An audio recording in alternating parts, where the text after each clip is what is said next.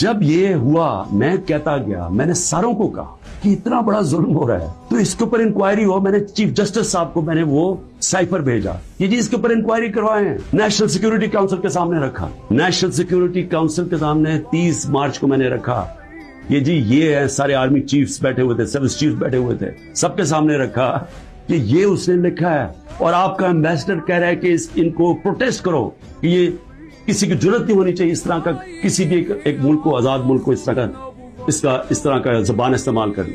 انہوں نے کہا جی ہاں مداخلت تو ہوئی ہے, تنقید کی, امریکہ کو پروٹیسٹ بھی کیا نیشنل سیکورٹی کاؤنسل میں 30 مارچ کو.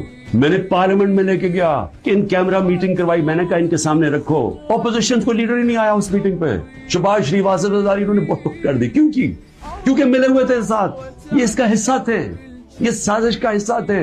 کیونکہ کیا یہ پاکستان کے پرائم منسٹر کے خلاف ایک آدمی کہہ رہا ہے کہ اس کو ہٹاؤ, تو کیا یہ عمران خان چھوڑے کسی بھی ملک کو اجازت دیتا ہے ایسے؟ کیا ایران کے اندر کسی کی جرت ہے کہ ان کے ایمبیسڈر کو کہہ کے جا کے اپنے پریزیڈنٹ کو ہٹا دے؟ یا ہندوستان میں کسی کی جرت ہے کہ کہے کہ یہ ایمبیسڈر کہہ کے جی نریندر مودی کو ہٹا دیں؟ قومی غیرت ہوتی ہے, قومیں غیرت کے اوپر کھڑی ہوتی ہیں, قوم غیرت سٹینڈ لیتی ہیں, مشکل وقت گزارتی ہیں اور مضبوط ہو جاتی ہیں. دنیا ان کی عزت کرتا ہے, دنیا اس قوم کی عزت کرتا ہے جو اپنی عزت کرتی ہے. جب ایک عام آفیشل اس طرح کا اسٹیٹمنٹ دے اور میں اس کو کچھ ہوئی نا, یعنی نیشنل سیکورٹی کاؤنسل میں حیران ہو گیا کہ صرف جو ہم ڈیمارش کرتے ہیں, آپ انکوائری کرنی چاہیے تھی, پوچھنا چاہیے تھا, لکھنا چاہیے تھا, اس نے کیوں یہ کہا؟